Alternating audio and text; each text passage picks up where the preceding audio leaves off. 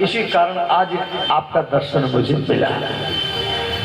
पुराण में जिन जिन को ऋषि लोग अभिशाप दिया सबको भगवान मिले, सबको। उसके बाद में श्री राम जी अहिल्या का उद्धार करके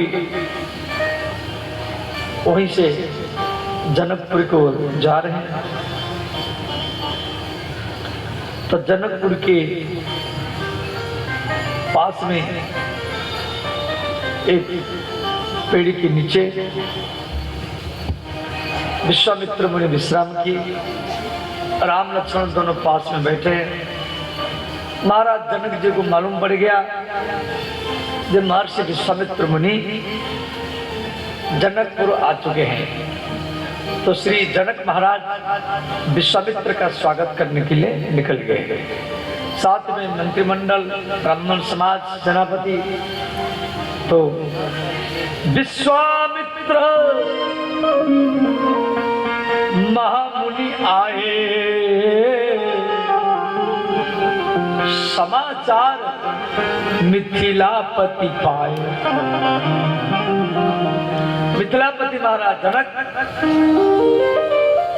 विश्वामित्र का स्वागत करने के लिए आ रहे हैं। विश्वामित्र के चरण धोए और आरती किए, माला पहराए। तो वहीं पर विश्वामित्र के अगल बगल में श्री जनक जी राम जी को दर्शन किए, राम लक्ष्मण दोनों को। जनक महाराज निर्गुण ब्रह्म के उपासक हैं। निर्गुण ब्रह्म समझ जाते हैं, माने निराकार भगवान के उपासक हैं। वो कभी भी देहधारी साकार ब्रह्म का कहीं पूजा नहीं किए हैं। परंतु जब राम लक्ष्मण को देखे, वो देखते ही रहे, आंख का पलक गिराना भी भूल गए, ऐसे देखते रहे। इतना सुंदर मूर्ति मधुर मनोहर देखी, भयउ विदेहु विदेहु विसेखी। विदेहु माने विदेह देश के राजा जनक, इसलिए जनक जी विदेहु। जनक जी को विदेहु कहा जाता है। और विदेह माने जनकपुर को। जनकपुर का कई नाम है, मिथिलांचल, दूसरे में जनकपुर, तीसरे में विदेहनगर। और महाराज जनक राम लक्ष्मण को देखते रहे, उनको शरीर का होश भी नहीं रहा। और विश्वामित्र को बोले, गुरुजी ये दोनों कौन है? ब्रह्म जो निगम नित्य कही गावा। जो ब्रह्म परमात्मा, क्या वही ये दोनों भाई के रूप में आया है? ये जनक जी कह रहे हैं। विश्वामित्र मुनि बोले, राजन आपका अनुमान ठीक है। वही ब्रह्म, वही निगम, वही परमात्मा दशरथ के पुत्र राम लक्ष्मण के रूप में आया है आपके धनुष यज्ञ को देखने के लिए। तो श्री जनक महाराज विश्वामित्र मुनि और राम लक्ष्मण के लिए एक सुंदर महल दे दी। जनकपुर में एक सुंदर महल था। कैसा महल था? तुलसीदास जी लिखे, सुंदर सदन सुखद सब काल, तहा बासुले दीन भुआला। ऐसा महल था, ठंडी में गर्म लगता था, गर्मी में ठंडी लगता था। माने एयर कंडीशन, वहां एसी लगा नहीं हुआ था, परंतु महल का ऐसा प्रभाव था। और उसको बोलते सुंदर महल। उसी में विश्वामित्र मुनि और राम लक्ष्मण का रहने का व्यवस्था किया गया महाराज जनक जी के लिए। उसके बाद में अपराह्न का समय हो चुका है, 4 बज चुका है। और भगवान राम की इच्छा है जनकपुर घूमने के लिए। तो राम जी तो सीधा नहीं बोल सकते, तो राम जी विश्वामित्र मुनि को बोले, गुरुजी लक्ष्मण की इच्छा है जनकपुर देखने के लिए। नाथ लखन पुर देखन चाहिए, प्रभु संकोच डर प्रकट न करे। ये नाथ लक्ष्मण की इच्छा है जनकपुर घूमने के लिए, परंतु भय के कारण बोल नहीं पा रहा। आपकी इच्छा हो तो मैं लक्ष्मण भैया को जनकपुर घुमा करके ले आओ। विश्वामित्र मुनि समझ गए। विश्वामित्र मुनि बोले, राम लक्ष्मण की इच्छा है या नहीं है ये तो मैं बता नहीं सकता, परंतु आपकी इच्छा है जनकपुर घूमने के लिए। आप लक्ष्मण का बहाना ले रहे हैं। कभी कभी व्यक्ति को भूख लगता है ना, वो सीधा बोल नहीं पाता है कि मुझे भूख लग रहा है, तो दूसरे की बहाना में अरे भैया इसको खिला दो, तो समझना वो व्यक्ति को भूख लगा। तो राम जी बोले, राम लक्ष्मण जाओ जनकपुर घूम करके आओ। जनकपुर बहुत सुंदर है और वहाँ के महल, वहाँ के रास्ता घाट, वहाँ के सब मंदिर बगीचा और वहाँ के लोग, वहाँ के किसान, वहाँ की माताएं, वहाँ के बच्चे, उन सबको दर्शन करके आओ, निरीक्षण करो। तो राम लक्ष्मण दोनों निकल गए विश्वामित्र को प्रणाम करके। तो राम लक्ष्मण इतना सुंदर है, राम जी का जो शरीर है वो हम लोगों की जैसा नहीं है। देखो जैसे शीशा में कांच में दर्पण में आप अपना मुख देख सकते, ऐसे राम जी का शरीर है शीशा जैसा, परंतु शीशा स्निग्ध है परंतु कठोर है। तो राम जी का शरीर शीशा जैसा तो है परंतु कोमल है। तो बच्चे क्या करते थे, राम जी के पीठ में, घुटना में, हाथ में, छाती में ऐसे हाथ लगाते थे। क्यों? बच्चों को राम जी की पेट में, राम जी की जांघ में, राम जी की भुजा में, राम जी की छाती में अपना मुख दिखाई देता था। तो शीशा जैसा था। वो स्वामित्व इधर जी लिखे, चिदानंदमय देह तुम्हारी, चिदानंदमय देह तुम्हारी, चिदानंदमय देह तुम्हारी,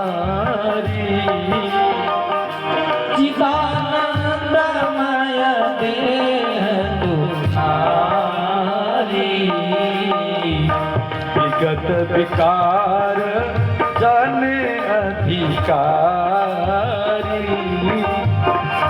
विगत विकार जन अधिकारी,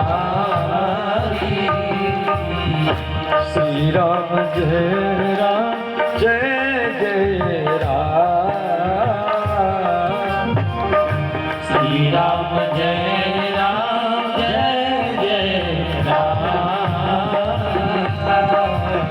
सब गाइए, दोनों हाथ उठा कर गाइए।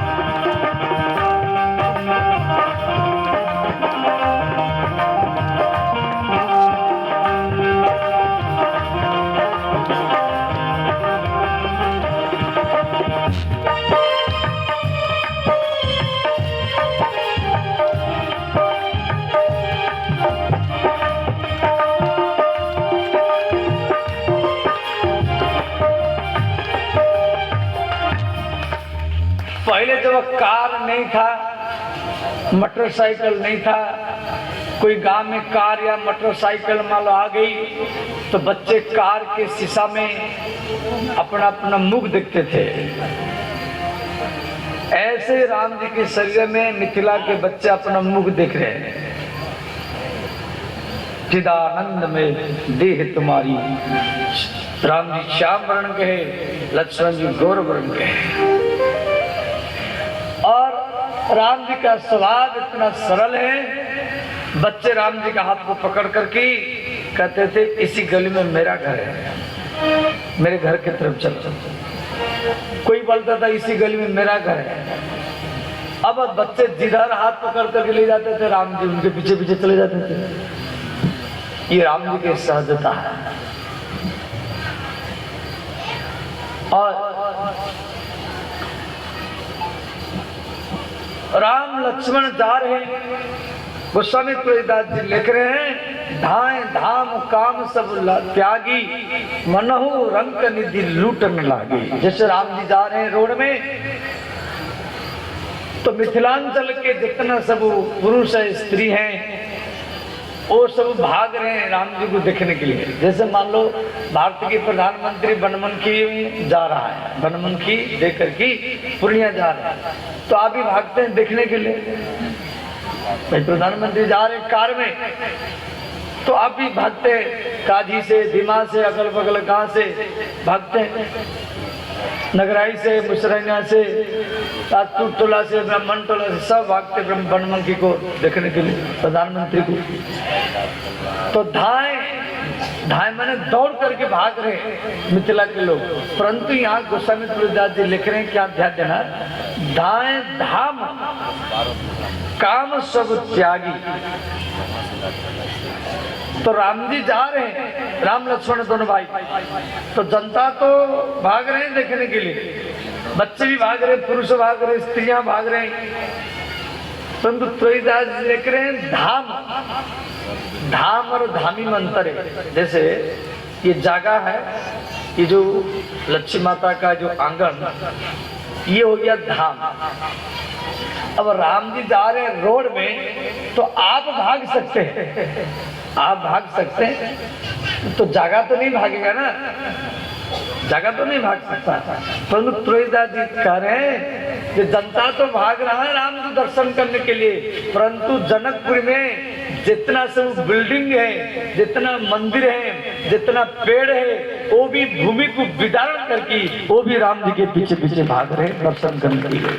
धाए धाम, धाम माने मिट्टी पत्थर, वो भी भाग रहे। धाए धाम काम सब त्यागी, मनहु रंक निधि लूटने लागे।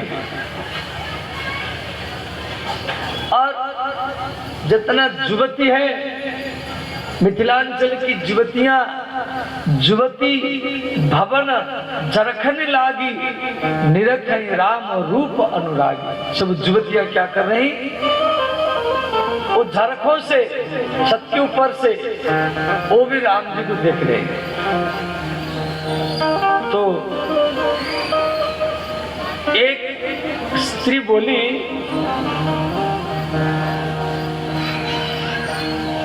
अरे बहन, ये दोनों भाई कितना सुंदर हैं। एक सखी बोली, ये हमारी राजकुमारी सीता के लायक है। सीता का शरीर भी ऐसा है।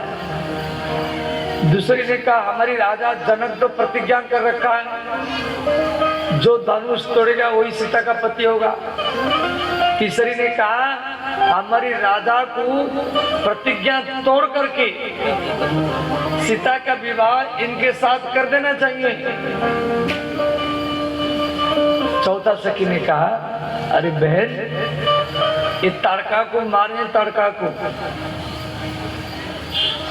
एक सखी ने कहा, अरे बहना, इनके चरण के स्पर्श से एक पत्थर स्त्री बन गया, अहल्या बन गया। इनका चरण बड़ा चमत्कारी है। वो हमारी आंगन में, हमारी गली में जा रहे हैं, आप धन्य हैं। एक सखी ने कहा, बहन, ये तो विष्णु के समान है। दूसरी ने बात को काट दिया, अरे विष्णु का 4 हाथ है, 4 हाथ वाला कौन पसंद करेगा। अब मान लो आपके काजी बस्ती में कोई 4 हाथ वाला व्यक्ति आ गया, क्या आप अपनी बेटी का शादी कराएंगे? आप सोचेंगे अरे इसका 4 हाथ है। दूसरी ने कहा नहीं नहीं ये तो ब्रह्मा के समान है। दूसरी सखी ने काट दी, अरे ब्रह्मा का 4 मस्तक है, 4 मस्तक, एक पूर्व की ओर, एक पश्चिम की ओर, एक उत्तर की ओर, दक्षिण की ओर। वो कैसे सोता होगा? वो तो सो नहीं पाता होगा, करवट ले नहीं पाता होगा, वो तो हरदम बैठा रहता होगा। तो 4 तरफ 4 मस्तक है। वो हमारी राजकुमारी सीता के लायक नहीं है। एक सखी ने कहा बहन ये तो शिव जी के समान है। फिर एक सखी ने काट दिया, नहीं नहीं शिव जी इनके समान नहीं हो सकते, शिव जी का 5 मस्तक है, वो कैसे करवट लेते होंगे? इनके समान ना ब्रह्मा ना विष्णु ना शिव, ये तीनों ही फीका इनके सामने। तो समय तो इधर लिखे विष्णु 4 भुज विधि मुख 4 विकट बेश मुख पंच पुरारी। राम सिया राम जय जय राम, राम सिया राम जय जय राम। विष्णु 4 भुज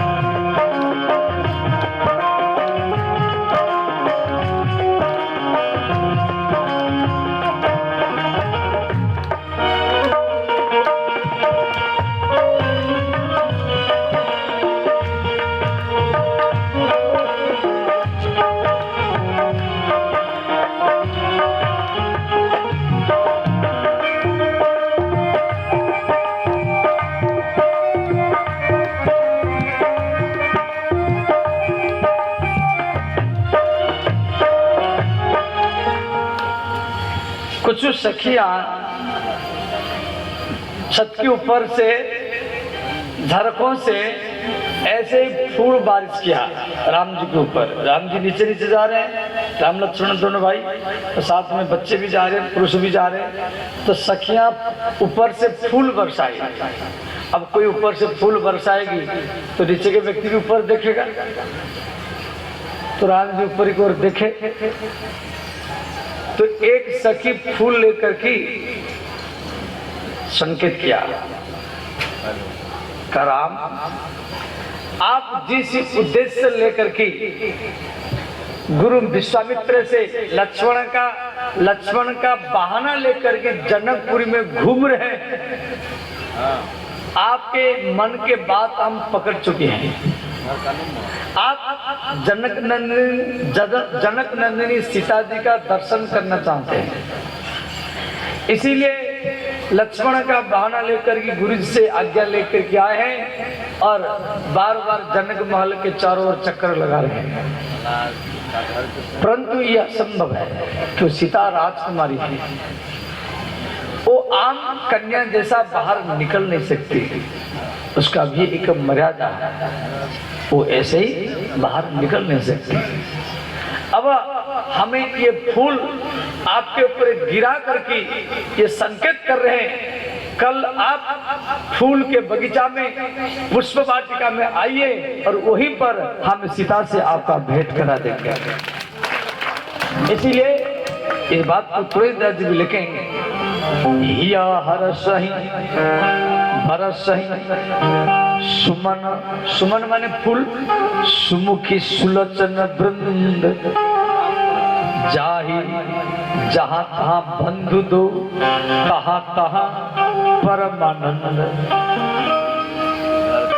अब श्री राम लक्ष्मण, राम जी को संकेत हो गया कि हम कितना भी चक्कर लगाए तो भी सीता जी का दर्शन हो नहीं सकता।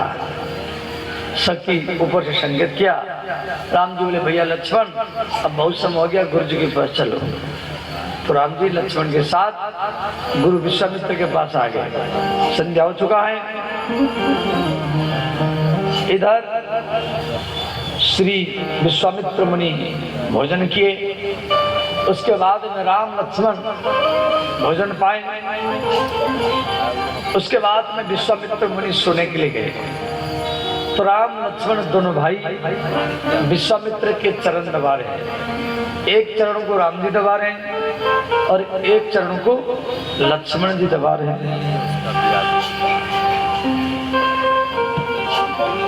मुनिवर सैन किने तब जाई, लगे चरण चापत दो भाई। जैसे कोई व्यक्ति का चरण आप दबाएंगे तो उसको जल्दी नींद आ जाएगा। तो विश्वामित्र को नींद आ गया, विश्वामित्र मुनि 1 घंटा सो गए, नींद टूटा, देख रहे राम लक्ष्मण दोनों चरण दबा रहे। तो विश्वामित्र मुनि बोले, राम लक्ष्मण रात्रि 12 बज चुका है, पुत्र जाओ सो जाओ। राम जी बोले, गुरुजी मैं बाएं पैर दबाया हूं, अभी दाएं चरण बाकी है। फिर राम जी दाएं चरण दबाने लगे, लक्ष्मण जी फिर बाएं चरण दबाने लगे। रात्रि 1 बज गया, विश्वामित्र मुनि सो गए, फिर नींद टूटा, बोले राम लक्ष्मण अभी भी चरण दबा रहे, पुत्र जाओ सो जाओ।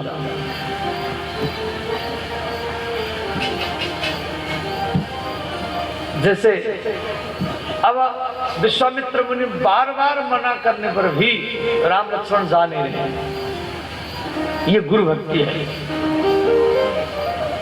अब विश्वामित्र मुनि जब बार बार बोले तो राम लक्ष्मण फिर निकल गए।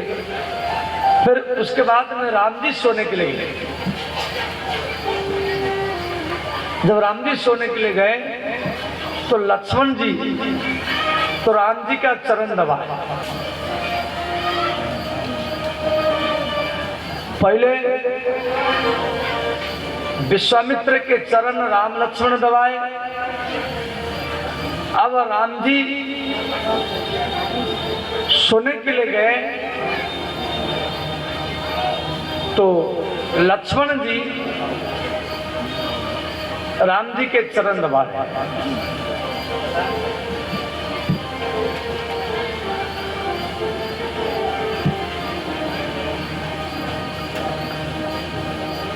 तो राम जी को नींद आ गया, रात्रि 2 बज गया।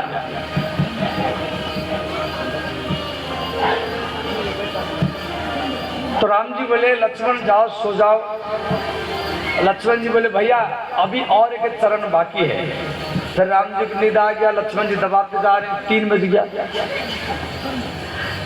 तो राम जी बोले लक्ष्मण अभी तक आप नहीं गए, अब 3 बज चुका है। पुनि पुनि प्रभु कहा सो बहुताता, पौड़े धरी पुर पद जल जाता। धन्यवाद। लक्ष्मण जी राम जी के चरण दबा रहे हैं और दबाते दबाते लक्ष्मण जी राम जी के चरणों को अपनी छाती के ऊपर लेकर के और राम जी के चरण के नीचे सो जाते हैं। लक्ष्मण जी बाद में सोते थे और पहले जागते थे, तो लक्ष्मण जी जागृत के अवतार है। लक्ष्मण जी राम जी के चरण के नीचे क्यों सोए? जे मेरे भैया जब जागेंगे तो चरण को हटाएंगे तो मेरे छाती से चरण हटेगा तो पहले मेरा नींद टूटेगा, तो फिर मैं पहले जाग जाऊंगा, मैं भैया का सेवा करने लगूंगा, पानी लाना, मंजन लाना, ये सब सेवा में फिर लग जाऊंगा। ये लक्ष्मण का मर्यादा है। धन्यवाद। उसके बाद में श्री विश्वामित्र मुनि अपना नित्य कर्म किए। राम लक्ष्मण को विश्वामित्र मुनि बोले पुत्र मुझे फूल चाहिए, आप जनक जी के पुष्प वाटिका है और उसी पुष्प वाटिका में जाइए, मेरे लिए थोड़ा सा फूल लेकर के आइए।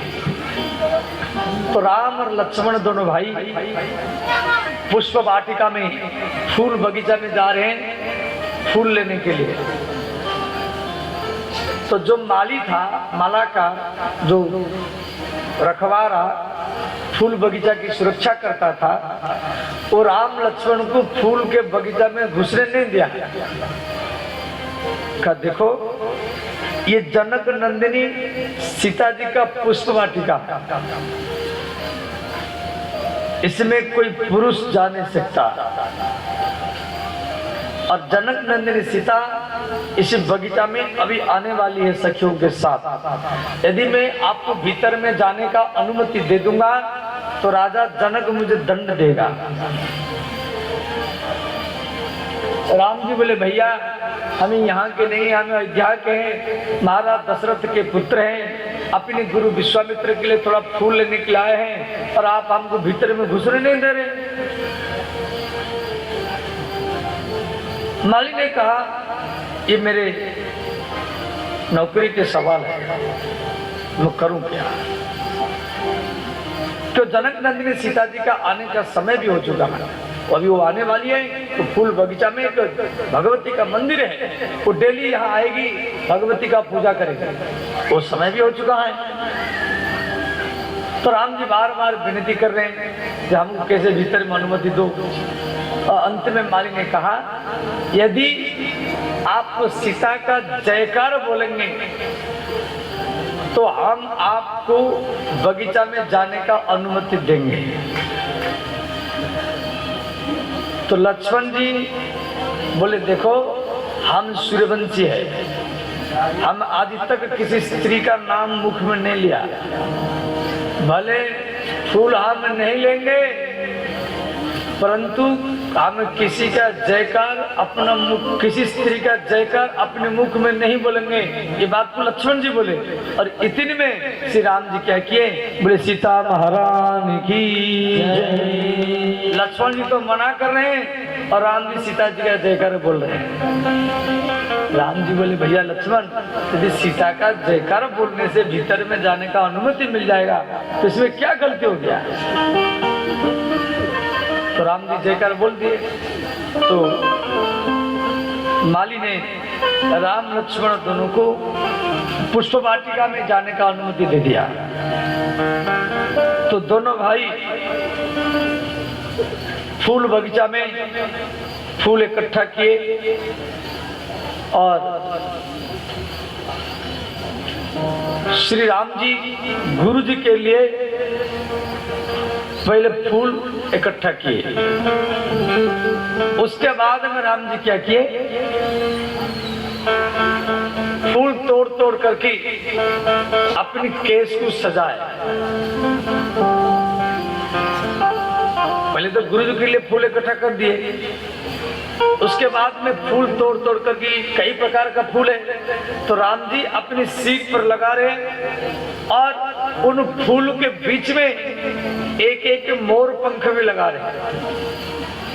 देखो भगवान कृष्ण मोर पंख पहनते हैं, परंतु यहाँ तुलसीदास जी लिखे हैं राम जी भी फूल बगीचा में मोर पंख पहन रखे थे।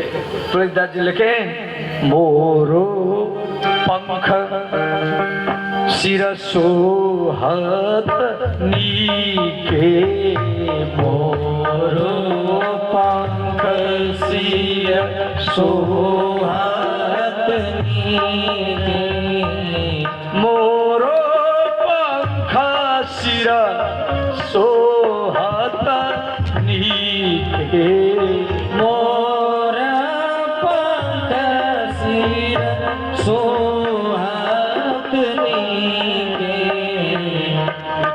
बीच बीच कुसुम कली के, कुछ बीच बीच कुसुम कली के, कुछ बीच बीच कुसुम कली के, कुछ बीच बीच कुसुम कली के।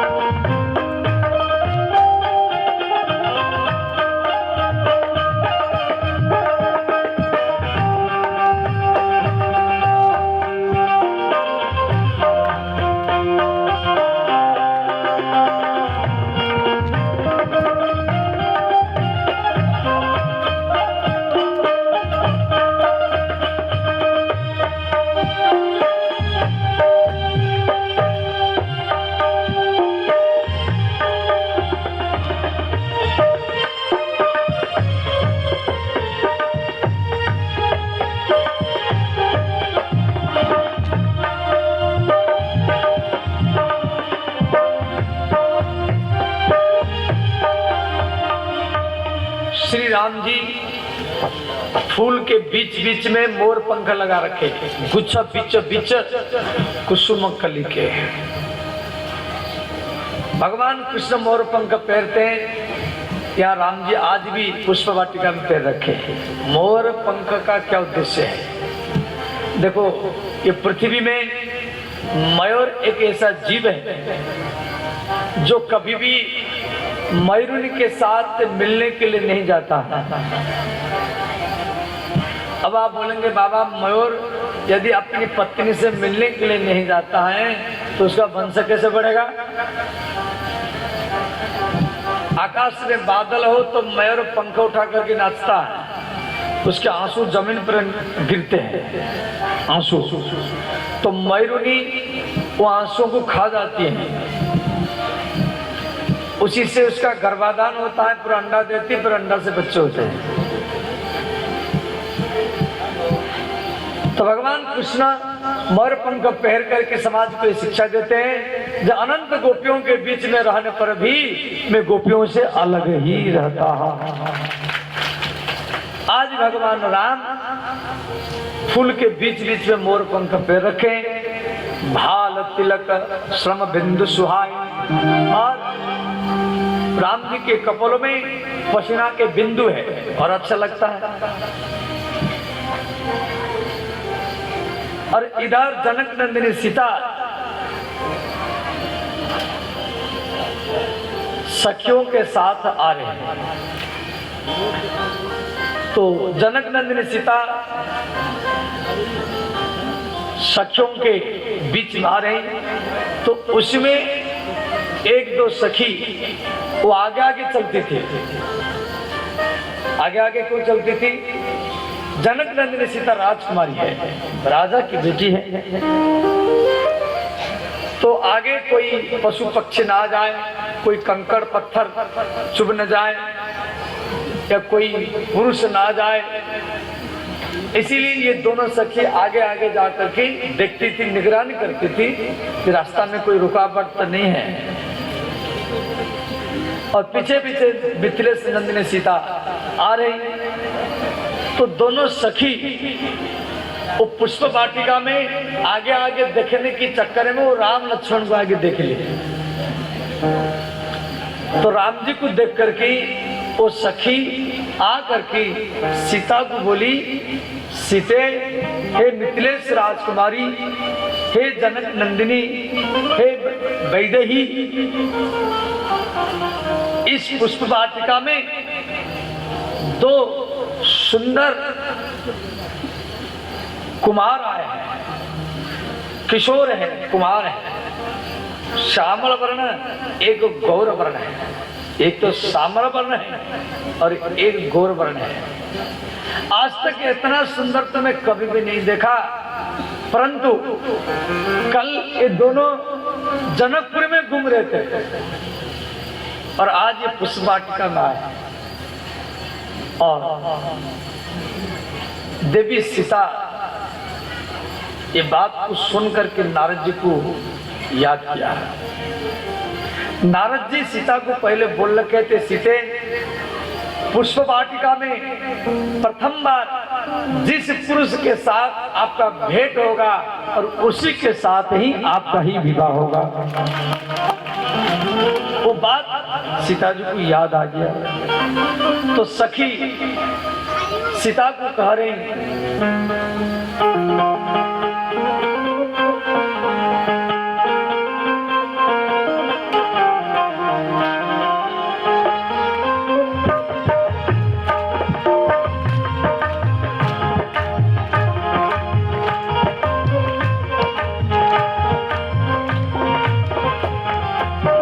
पर चलाई दिया टोना, किशोर गौर सांबर सलोना। पर चलाई दिया टोना, किशोर गौर सांबर सलोना। हम पर चलाई दिया टोना, किशोर गौर सांबर सलोना। पर चलाई दिया टोना, किशोर गौर सांबर सलोना। ये मिथिला का पद है, मिथिला का पद है, आप सबको तो याद होगा।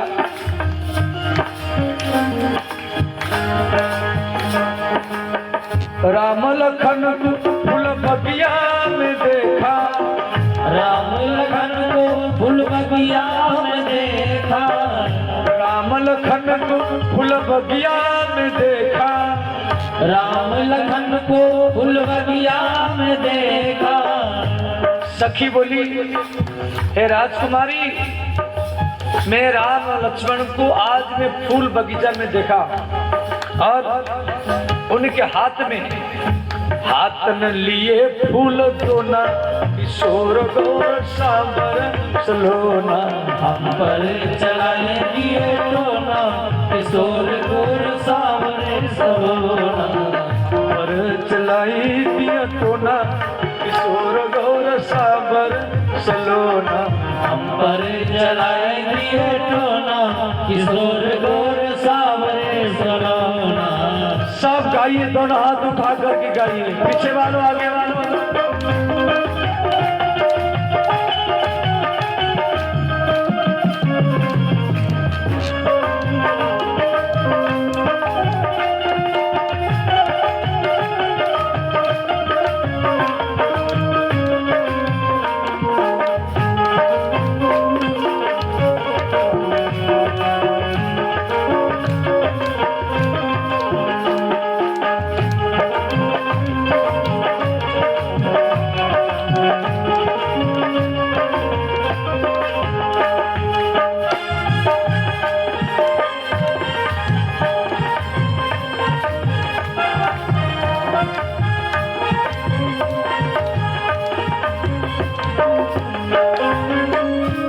सखी बोली राम जी को देखी मैंने घुंघट पट कीन्हा।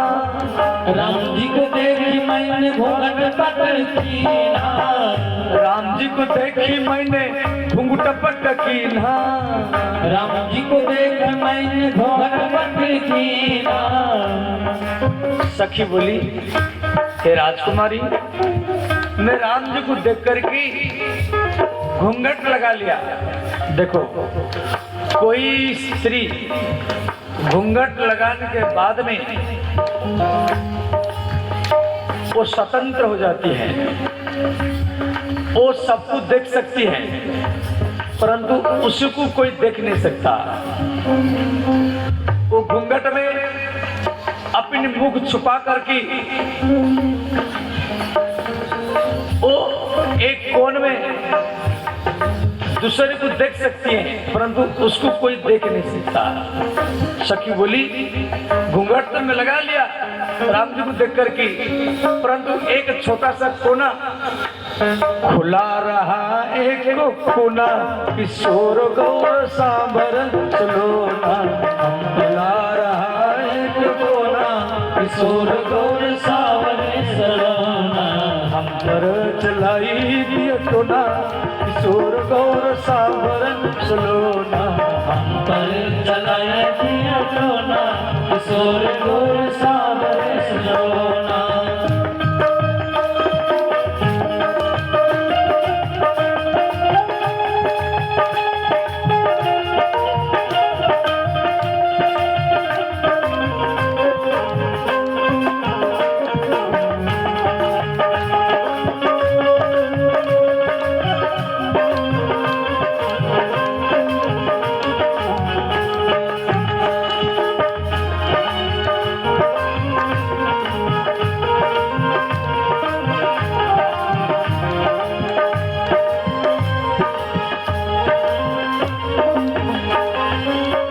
सखी बोली हे राजकुमारी मैं घूंघट लगा करके और एक कोना खोल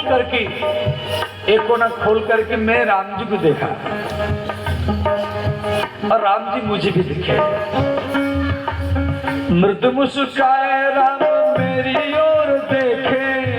मृदु मुस्काए राम मेरे ओर देखे। मैं राम जी को देखा और राम जी मुझे भी देखे।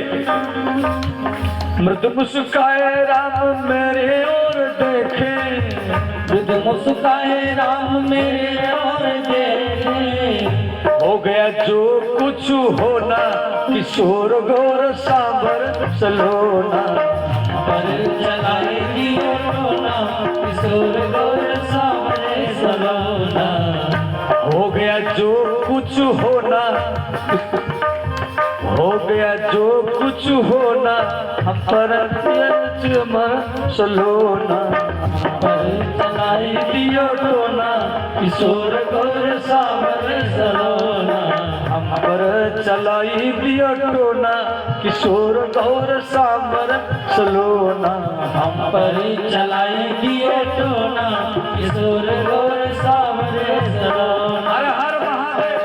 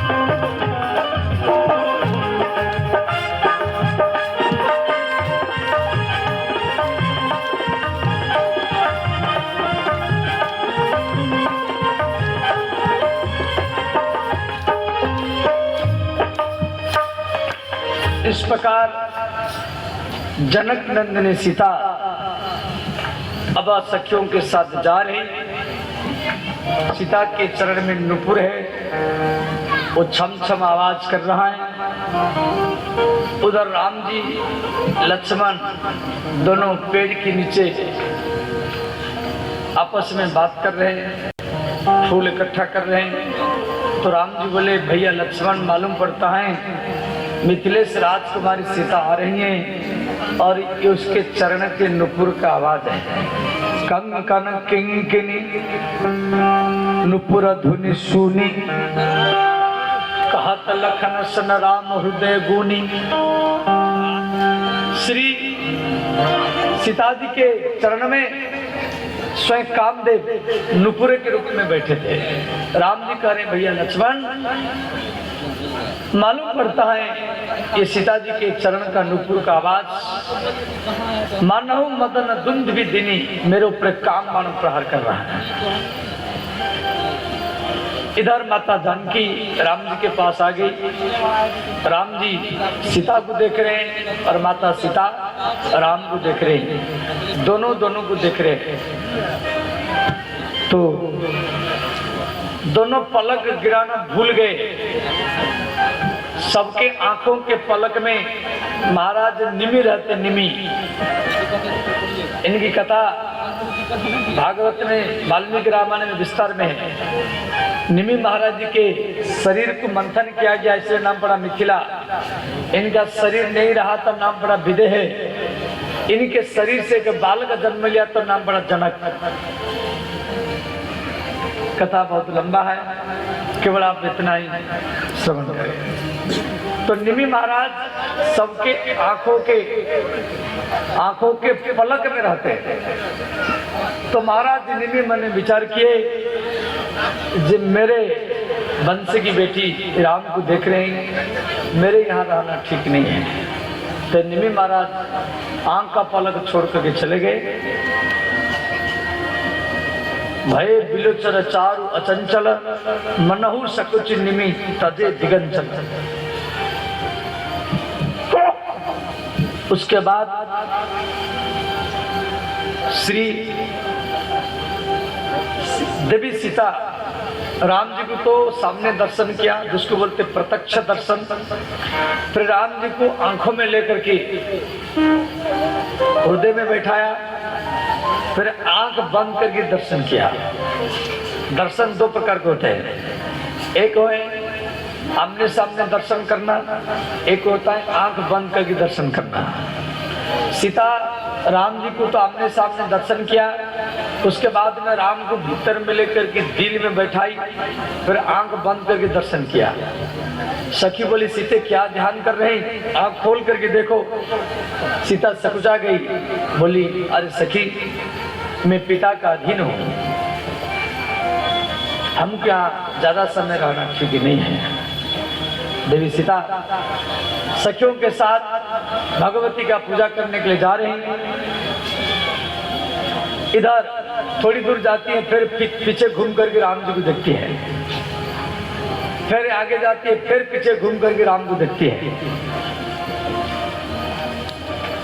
तो जनक नंदिनी सीता अब तो चली गई मंदिर की ओर। क्यों, फूल बगीचा में एक मंदिर था, भगवती का मंदिर। और इधर श्री राम जी लक्ष्मण को कह रहे, भैया लक्ष्मण, हम रघुवंशी है, रघुवंशन कर सहज स्वभाव, मन कुपंथ पगु धर इनकाऊ, मोही अतिशय प्रतीति मन केरी, जही सपने ऊपर नारी नह नेहे। राम जी बोले, भैया लक्ष्मण, हम रघुवंशी है, आज तक मेरा मन किसी भी स्त्री के ऊपर नहीं गया। मोही अतिशय प्रतीति मन केरी, मुझे पूरा विश्वास है, जेही सपने हूँ पर नारी न नहरी। मैं जीवन में कभी भी दूसरी की स्त्री का याद नहीं किया, दूसरी का बेटी, दूसरी का बहन, दूसरी की स्त्री का कभी मैं याद नहीं किया। रघुवंश कर साधु स्वभाव, परंतु आज मेरा मन सीता को और बार बार क्यों भाग रहा है। इस बात को लक्ष्मण जी को राम जी कह रहे हैं, ध्यान देना। अब थोड़ा विचार करो, ये बात एक मित्र मित्र को बता सकता है, परंतु राम जी भूल गए लक्ष्मण मेरा भाई है या मित्र है। ये सीता जी के नुपुर का प्रभाव था। राम जी बोले लक्ष्मण, यदि सपन में भी मैं आज तक किसी भी स्त्री बेटी का याद नहीं किया, परंतु आज मेरा मन सीता को और बार बार क्यों भाग रहा है, इसका दूसरा अर्थ क्या है? इसका गुप्त अर्थ आ गया है, जो सीता हमारी है इसलिए मेरा मन बार बार ही भाग रहा है। ये इसका गोपनीय अर्थ आ गया। उसके बाद में श्री जनक नंदिनी सीता मंदिर में गई और माता भगवती का विधिवत भाव से स्नान कराई और उसके बाद में कपड़ा पहनाई, फिर षोडशोपचार में श्रृंगार किया। भगवती का चरण का श्रृंगार, मुखार बिंद का श्रृंगार, उसके बाद में रोली मूली चावल आदि से माता भगवती का पूजा किया।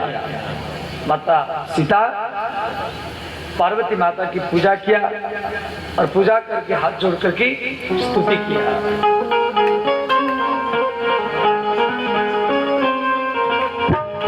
जय जय गिरिवर राज किशोरी, जय जय गिरिवर राज किशोरी, जय महेश मुख चंद्र चकोरी, जय महेश मुख चंद्र चकोरी, जय गज बदन सड़ानन माता, जय गज बदन सनातन माता, जगत जननी दामिनी दुत गाता, जगत जननी दामिनी दुत गाता, मंगल भवनय अमंगलहारी, मंगल भवन मंगलहारी, प्रभु सुदशरथ अजीर बिहारी, प्रभु सुदशरथ अजीर बिहारी। सब गाइए, दोनों हाथ उठा कर गाइए। हर हर महादेव।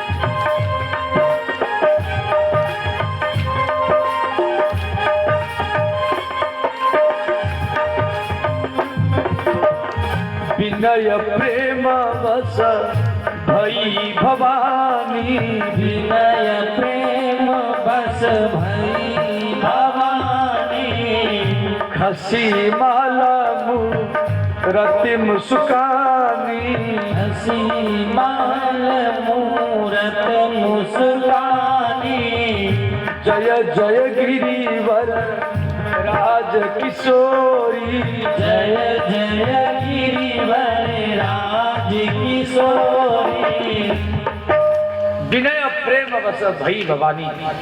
देवी सीता की स्तुति को सुनकर के मूर्ति, वो पत्थर का मूर्ति मुस्कुराने लगी।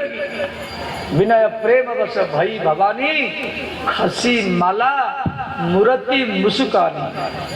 हमारा हिंदू सनातन धर्म में यदि आपके अंदर में भक्ति हो तो मूर्ति बोलता भी है, मुस्कुराता भी है और चलता भी है।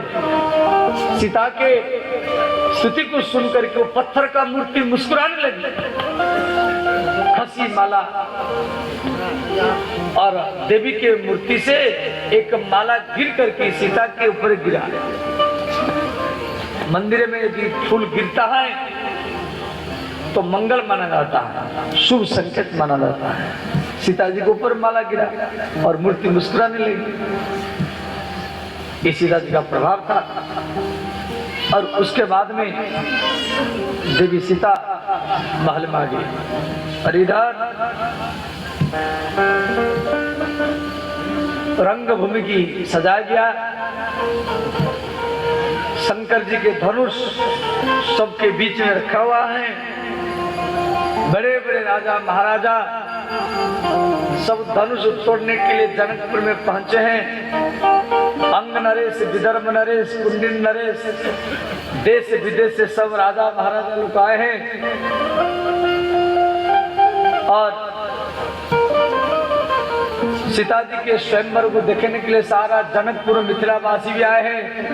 ब्राह्मण, क्षत्रिय, वैश्य, शूद्र, सारद वर्ण के लोग, बड़े बड़े ऋषि मुनि वो भी आए हैं। और उसी बीच में श्री विश्वामित्र मुनि और राम लक्ष्मण तीनों वो भी मंच में पधारे। जिनके रही भावना जैसी प्रभु मूर्ति तिनत की तेजी। राम जी जब मंच में पहुंचे तो जिसका जैसा सोच है राम जी उनको इसी रूप में दिखाई दिए। और इधर श्री सतानंद महाराज सखियों को बोले, सखियों देवी सीता को भी लाओ। तो सोहे नवल तन सुंदर सारी जगत जननी अतुलित छवि भारी। देवी सीता अपनी सखियों के साथ उनको बुलाया गया, मंच में बैठा गया।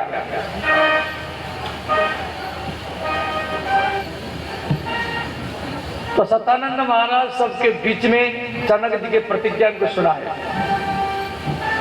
बोले सतानंद महाराज जो जनक जी के पुरोहित है, कुलगुरु है, वो बोले मिथिला में आए हुए देश विदेश से राजा महाराजा सबको मिथिला की ओर से बार बार स्वागत अभिनंदन है। ये शिव जी का धनुष है। भगवान परशुराम को भगवान महादेव ये धनुष देते। जिस धनुष को लेकर के भगवान परशुराम संपूर्ण पृथ्वी को 21 बार जीते थे। और पहले परशुराम जो शिव जी के शिष्य हैं, ये धनुष को शिव जी को वापस कर रहे थे, परंतु शिव जी बोले आप ये धनुष को राजा ये रावण को दे दो या राजा जनक जी को दे दो, तो दोनों मेरे भक्त है। परशुराम जी धनुष को लेकर के पहले लंका गए थे रावण को देने के लिए। तो रावण उस समय साधुओं को बार बार कह रहा था आप मेरे नाम पर यज्ञ कुंड में आहुति दो, ओम नमो भगवते रावणाय स्वाहा, इस प्रकार बोल करके आहुति दो। साधु लोग मना कर रहे थे, नहीं नहीं हम आपके नाम पर आहुति नहीं देंगे, तो आप राक्षस है। तो रावण साधुओं का मस्तक काटने के लिए जा रहा था। उस समय भगवान परशुराम पहुंच गए। परशुराम जी को देख करके रावण परशुराम जी का स्वागत किया। और रावण ने कहा आप मुझे सहस्त्रबाहु अर्जुन से बचाए थे, मेरे गुरु शिव जी के आदेश को मान करके अब मेरा भी कर्तव्य आपका सेवा करना चाहिए। परशुराम जी बोले रावण मुझे भगवान महादेव बोले थे ये धनुष को रावण को दे दो, परंतु ये धनुष के लायक आप नहीं है, इसलिए आपको धनुष नहीं दिया जाएगा। तो रावण ने कहा आप मुझे सहस्त्रबाहु अर्जुन से छुड़ाया है, मेरा भी कर्तव्य है आपका कुछ सेवा करना चाहिए। परशुराम जी बोले आपका सेवा को हम स्वीकार नहीं करेंगे। यदि आप हमारी सेवा करना चाहते हैं तो इन संत समाज को, इन साधु समाज को छोड़ दो, इनका मस्तक मत काटो। तो परशुराम जी उन साधुओं को बचाए, उनको लेकर के वो धनुष के साथ फिर जनकपुर आए। तो महाराज जनक परशुराम जी का स्वागत किए और परशुराम जी उन साधुओं को जनकपुर में बैठाए और राजा जनक जी को परशुराम जी धनुष दिए, बोलिए धनुष को आप पूजा करना और इससे आपका बल प्रतिष्ठा बढ़ेगा और आपका यश, आपका धन भी बढ़ेगा। तो श्री जनक महाराज वो धनुष को अपना कुलदेव मानते थे। हर रोज पूजा करना, आरती करना, परिक्रमा करना जनक महाराज डेली करते थे। एक दिन महाराज जनक बाहर निकल रहे थे तो अपनी पत्नी सुनैना को, जनक जी के पत्नी का नाम है सुनैना, उसको बोले महारानी मैं बाहर जा रहा हूँ, आप धनुष का पूजा कर लेना। इतना कहकर कि जनक महाराज बाहर चले गए। तो सुनैना सीता को बोली बेटी तेरे पिताजी नहीं है, आप जाओ धनुष का पूजा करके आओ। तो देवी सीता उस समय छोटी थी, 6 साल की थी। तो सीता वो धनुष का पूजा करने के लिए गई तो वो धनुष के नीचे बहुत कचरा दबा हुआ था, लार, पन्नी, कागज ये सब दबा हुआ था। क्यों? वो धनुष को उठा नहीं सकता था। तो सीता क्या की, वो धनुष को बाएं हाथ में उठा करके दूसरी जगह में रखा और एक टोकरी ला करके और वो कचरा को सब साफ किया। उसके बाद में गोबर मिट्टी ला करके फिर लिपाई पोताई किया और उसके बाद में सीता वो धनुष को ला करके उसी जगह में रख दिया और उसके बाद में फूल में श्रृंगार किया, आरती किया और परिक्रमा की, कीर्तन की। दूसरे दिन महाराज जनक आए तो जनक जी देखे कि धनुष के नीचे जो कचरा आदि सब दबा हुआ था वो सब साफ हो चुका है। तो जनक महाराज सुनैना को बोले महारानी धनुष का पूजा कौन किया? तो सुनैना बोली महाराज बेटी सीता की थी। तो महाराज जनक सीता जी को गोदी में लेकर के मन में सोचे जिस धनुष को आज तक कोई भी उठा नहीं पाया और मेरे बेटी सीता वो धनुष को बाएं हाथ में खेल खेल में उठाई और लिपाई पोताई की, अब ये धनुष को जो तोड़ देगा वही सीता का ही पति होगा। ये बात को सतानंद महाराज सबके बीच में रखे और इधर जितना राजा महाराजा थे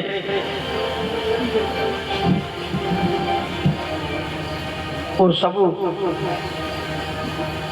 धनुष को तोड़ने के लिए अपना तैयार हो गए। और उस समय वहां पर बाणासुर भी आया और रावण भी आया। रावण भी धनुष को तोड़ने के लिए आया था। तो रावण और बाणासुर, ये बात को रामचरितमानस में दिया गया। रावण बाण महाभट्ट भारे, देखी सरासन गबहु सिधारे। रावण वो धनुष को प्रणाम करके परिक्रमा करके चला गया। बाणासुर भी, जितना सब राजा महाराजा थे सब अपना अपने इष्ट को प्रणाम किए। कोई विश्वकर्मा को, कोई ब्रह्मा को, कोई विष्णु को, कोई इंद्र को, कोई शिव जी को, कोई गणेश को, सब अपना अपना जिसका पूजा करते थे सब उनको मनाने लगे। हे महादेव बाबा, ये धनुष मेरे हाथ में टूट जाए और सीता मुझे मिल जाए और किसके हाथ में नहीं टूटे। कोई विश्वकर्मा को मनाया, हे विश्वकर्मा बाबा आज तक मैं जो पूजा किया हूं ये धनुष मेरे हाथ में टूटे और किसी दूसरे हाथ में नहीं टूटे। हे भगवती माता दुर्गा, मैं इतना बार नवरात्र किया हूं, ये धनुष मेरे हाथ में टूट जाए और किसी हाथ में नहीं टूटे। सब अपना अपना इष्ट को मनाने लगे। और इधर क्या हुआ, सब राजा महाराजा धनुष को तो तोड़ने का बात दूर है, उसको हिला भी नहीं पाए। पहले तो हिलाना, फिर उठाना, फिर तोड़ना। कोई पछाड़ खा कर ही गिर गया, कोई उल्टी करने लगा, कोई बेहोश हो गया, कोई मलमूत्र त्याग करने लगा। वो धनुष को कोई भी हिला नहीं पाया, तोड़ना तो दूर है। परिकर बांधी उठे अकुलाई, चले इष्ट देवन सिरनाई। कोई भी राजा महाराजा वो धनुष को हिला नहीं पाया, तोड़ना तो दूर है। गोस्वामी तुलसीदास जी लिखे हैं 10-10 राजा एक साथ में उठाए तो भी धनुष को उठा नहीं पाए। फिर 100 राजा एक साथ में 100 राजा उठाते थे तो भी धनुष को उठा नहीं पाए। फिर 1000 राजा एक साथ में 1000 राजा उठाते थे तो भी धनुष को उठा नहीं पाए। अंतिम में तुलसीदास जी लिखे भूप सहस्त्र दस, भूप सहस्त्र दस एक ही बारा। भूप सहस्त्र, सहस्त्र माने 1000, 10 माने 10,000। 10,000 राजा वो धनुष को उठाने के लिए जा रहे एक साथ, फिर भी धनुष को वो उठा नहीं पाए। और अंत में इस प्रकार 10,000 राजा तो उठा नहीं पाए। अब इसमें एक सोचने की बात है,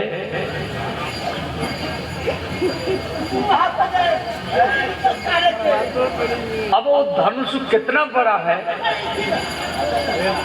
कभी कभी हम भी मन में सोचते थे भाई वो धनुष कितना बड़ा है, जिसको 10,000 राजा एक साथ में उठाने का प्रयत्न करते थे फिर भी उठा नहीं पाते थे।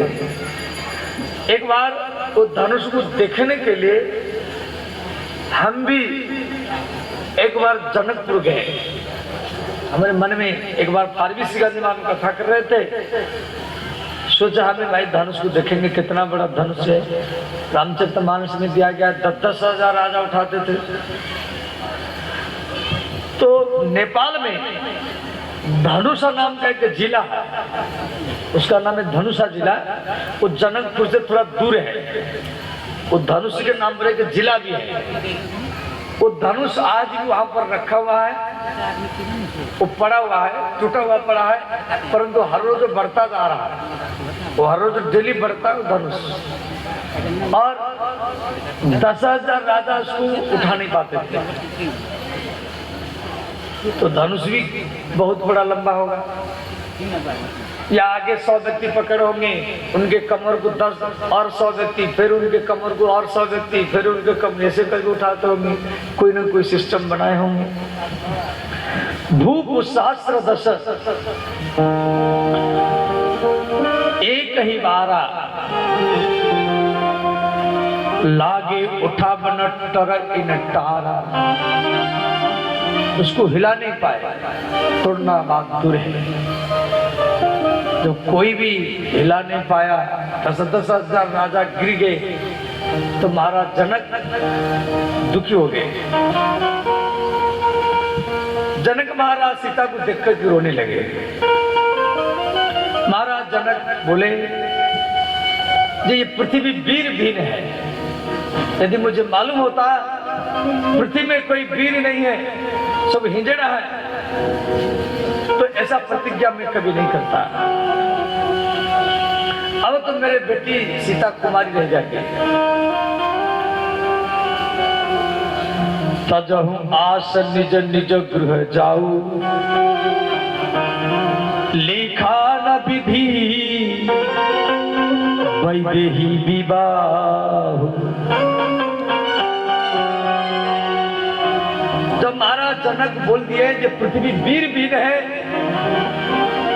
तो ये बात लक्ष्मण को चुभ गया। तो श्री लक्ष्मण जी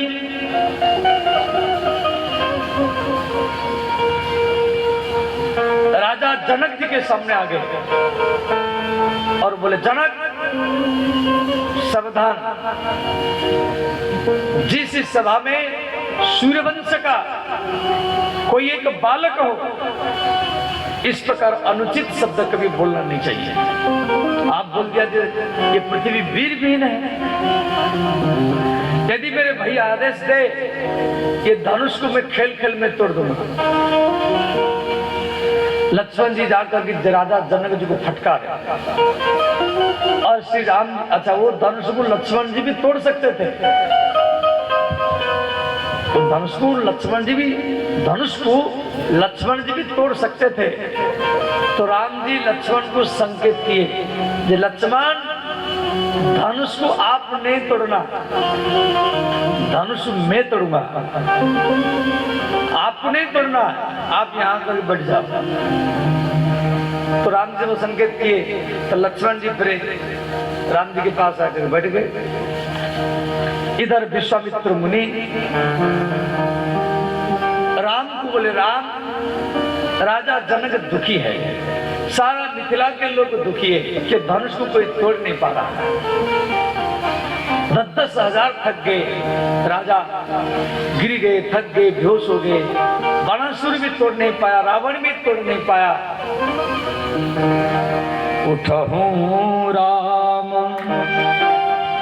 भजहूं भव चापा, उठहूं राम भजहूं भव चापा, उठहूं राम भजहूं भव चापा, उठहूं राम भजहूं भव चापा, मेटहूं तात जनक परितापा, मेटहूं तात जनक परितापा, मेटहूं तात जनक परितापा, मेटहूं तात जनक परितापा। श्री राम जय राम, जय जय राम, श्री राम जय राम, जय जय राम।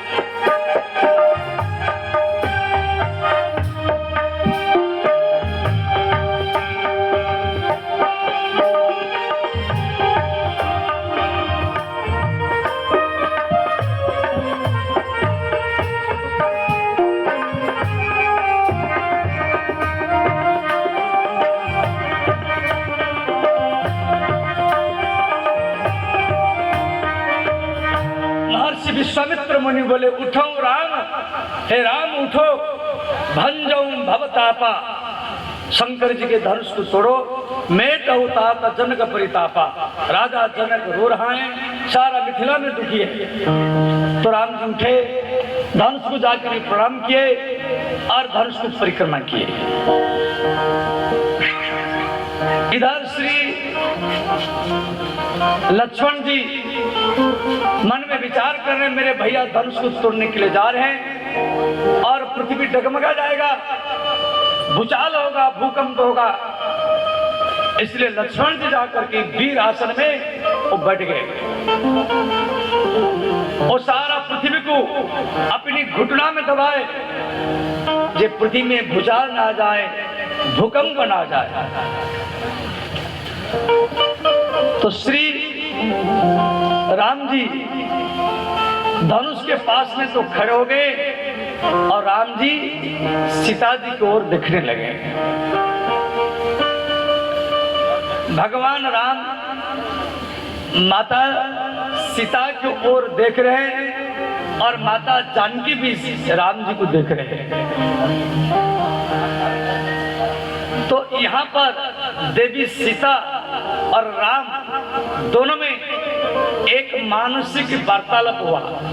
जैसे आप मोबाइल में बात करते, कोई दिल्ली में है और कोई काजी में है, इतना दूर से बात करते हैं। तो राम और लक्ष्मण दूर में, राम और सीता दूर में बैठे, दोनों में मानसिक वार्तालाप। मन ही मन मनाब अकुलानी। तो देवी सीता मन में राम जी को प्रश्न की, नाथ आप जब फूल बगीचा में फूल तोड़ रहे थे तो आपके ललाटे में पसीना दिखाई दे रहा था, आप एक कठोर धनुष को कैसे तोड़ेंगे? तो राम जी मन में सीता को उत्तर दिए, जैसे सीते फूल जो होता है वो कोमल होता है और धनुष जो होता है वो कठोर होता है। मैं फूल को तोड़ नहीं पाऊंगा, परंतु कठोर को, धनुष अहंकार का प्रतीक है और किसके अहंकार को मैं खेल खेल में ही तोड़ सकता हूँ। फूल तोड़ने में मैं थक सकता हूँ, पसीना निकल सकता है। भक्त जो होते फूल के स्वरूप होते हैं, धनुष तो अहंकार का रूप है। तो माता जानकी मन ही मन मनवा कुलानी, हो प्रसन्न महेश भवानी। तो माता जानकी श्री महादेव को और माता पार्वती को याद किया। सीता माता शिव पार्वती को मनाई कि महादेव, हे जगत माता पार्वती, आज तक मैं जितना भी पूजा किया हूँ वो पूजा के फल स्वरूप आज मैं आपको मांगती हूँ, जिस धनुष को रावण बाणासुर तोड़ नहीं पाए, 10-10 हजार राजा भी उठा नहीं पाए, आज मेरी प्रार्थना को आप स्वीकार कीजिए, ये धनुष को हल्का कर दीजिए, एकदम हल्का कर दीजिए, जैसे रघुनाथ खेल खेल में एक धनुष को तोड़ दो। माता सीता महादेव जी के पास अर्जी लगा दिया, मन ही मन मनावा कुलानी, होहु प्रसन्न महेश। महेश माने शिव और भवानी, भवानी माने पार्वती। अर्जी लगा करके धनुष का वजन हल्का कर दिया। अब इधर श्री राम जी धनुष तोड़ने के लिए जा रहे हैं। गोस्वामी तुलसीदास जी लिखे हैं,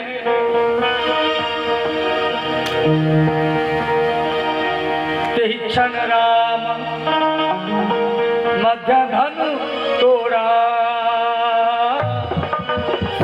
भय भुवन धुनि घोर कठोरा। राम सिया राम जय जय राम, राम सिया राम जय जय राम। ये जो चौपाई है, तेहि क्षण राम मध्य, मध्य शब्द क्यों लगा गया? रामायण में तीन धनुष है, एक सारंग धनुष, एक गांडीव धनुष और एक सिंह धनुष। सारंग धनुष भगवान परशुराम धारण करते हैं, गांडीव धनुष जो बाद में अर्जुन को मिला, और शिव धनु जो शिव जी का है, उसी धनुष को तोड़ा जा रहा है, इसीलिए मध्य शब्द आया। दूसरा भाग, धनुष को शिव जी नहीं तोड़े और विष्णु ब्रह्मा भी नहीं तोड़े, शिव और ब्रह्मा की बीच में भगवान विष्णु राम के रूप में तोड़े, इसलिए मध्य शब्द आया, ब्रह्मा विष्णु शिव। तीसरा भाग, एक तरफ माता सीता बैठी है, दूसरी तरफ लक्ष्मण जी वीर आसन में बैठे हैं। लक्ष्मण और सीता के बीच में राम जी धनुष को तोड़ने के लिए जा रहे हैं, इसलिए मध्य शब्द आया। तेहि क्षण राम मध्य धनु तोड़ा, भय भुवन धुनि घोर कठोरा। राम सिया राम जय जय राम, राम सिया राम जय जय राम। चौथा भाग, धनुष स्वर्ग में नहीं टूटा और पाताल में नहीं टूटा, स्वर्ग और पाताल के बीच में पृथ्वी पर टूटा। पांचवा भाग, धनुष अयोध्या में नहीं टूटा, लंका में नहीं टूटा, अयोध्या और लंका के बीच में जनकपुर में टूटा। छठवां भाग, धनुष सुबह नहीं टूटा, शाम को नहीं टूटा, मध्याह्न 12 बजे टूटा, इसलिए मध्य शब्द आया। तेहि क्षण राम मध्य धनु तोड़ा, भय भुवन धुनि घोर कठोरा।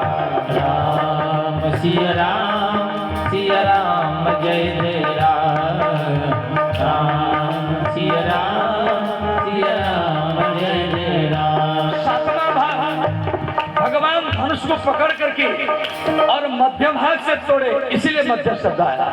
तेहि क्षण राम मध्य धनु तोड़ा, भय भुवन धुनि घोर कठोरा।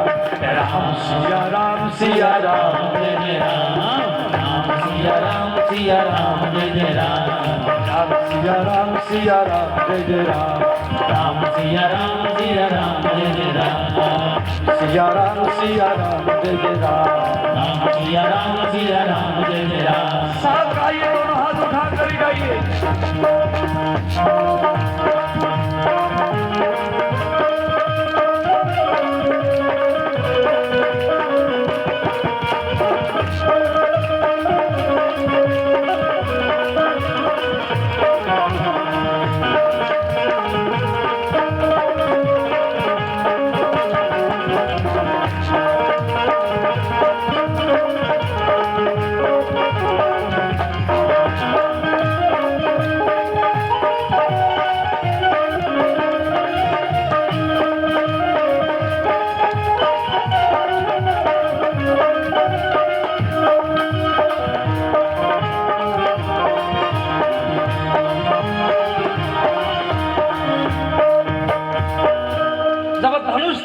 सारा ब्रह्मांड में भयंकर गर्जन होने लगा। गोस्वामी तुलसीदास जी लिखे, भय भुवन घोर कठोर रबर बाजित जी मार गुचले, चितर ढोल महियस को गुरु कल कल, सुरा सुर मुनि कर काम गिर सकल विकल विचारही, को दंड खंड हो राम तुलसी जयति वचन उचारही, को दंड खंड हो राम तुलसी जयति वचन उचारही। धनुष टूट गया और भगवान राम धनुष के पास में खड़े हैं। इधर सतानंद महाराज सखियों को बोले, सखियों सीता को ले जाओ और राम जी के गला में जयमाला अर्पण करो। तो माता जानकी जयमाला को लेकर के श्री राम जी के पास में जाकर के वो खड़ी हो गई।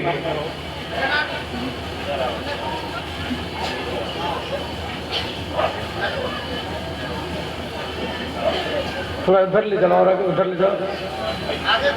और आगे चलो।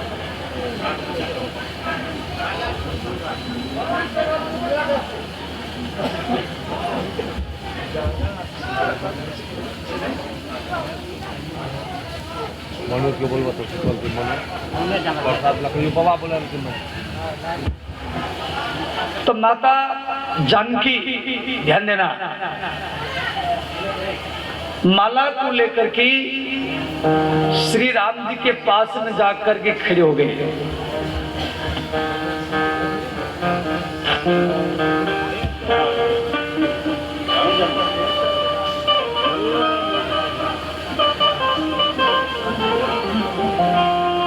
तो देवी सीता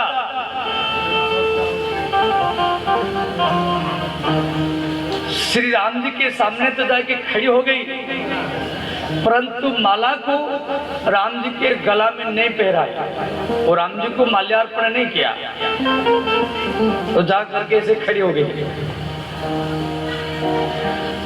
तो सखी सीता को बोली, राजकुमारी, राम जी धनुष तोड़े हैं और आप इस माला को राम जी के गला में अर्पण करो। तो देवी सीता मना किया। माता जानकी बोली, मैं माल्यार्पण नहीं करूंगी। क्यों नहीं करेगी? तो देवी सीता सखी को बोली, अरे सखी, यदि ये पहले धनुष तोड़ देते तो 10-10 हजार राजाओं का बेइज्जत नहीं होता और मेरे पिता महाराज जनक भी नहीं रोते। मेरे पिता को रोना पड़ा और 10-10 हजार राजाओं का बेइज्जत हुआ। उस सब राजाओं का बेइज्जत करवाने के बाद में ये जाके धनुष तोड़े। ये धनुष तोड़ने में विलंब किए हैं और हम माला पहराने में ही विलंब करेंगे। इसीलिए देवी सीता वो माल्यार्पण नहीं किया, ऐसे जाके खड़ी हो गई। अब सखी बोली, सीते हट छोड़ दो, राम जी के गला में माल्यार्पण करो। तो माता सीता सखी के बात मान करके जैसे राम जी के गला में माल्यार्पण करने के लिए गई तो राम जी बार बार पंजे में खड़े हो जाते थे।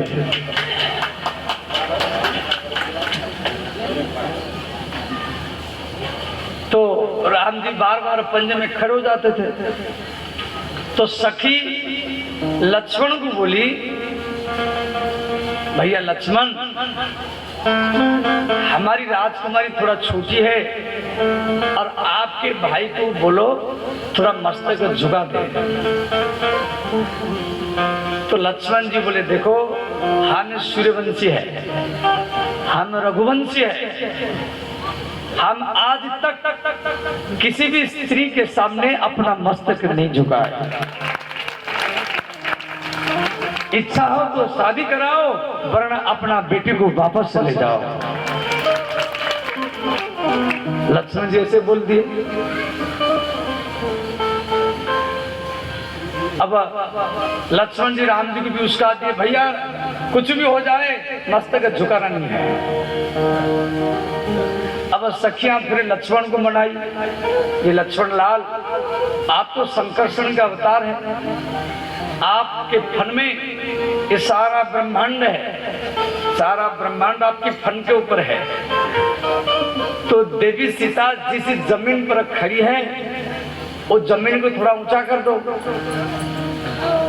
जैसे सीता राम जी के गला में माल्यार्पण कर दे।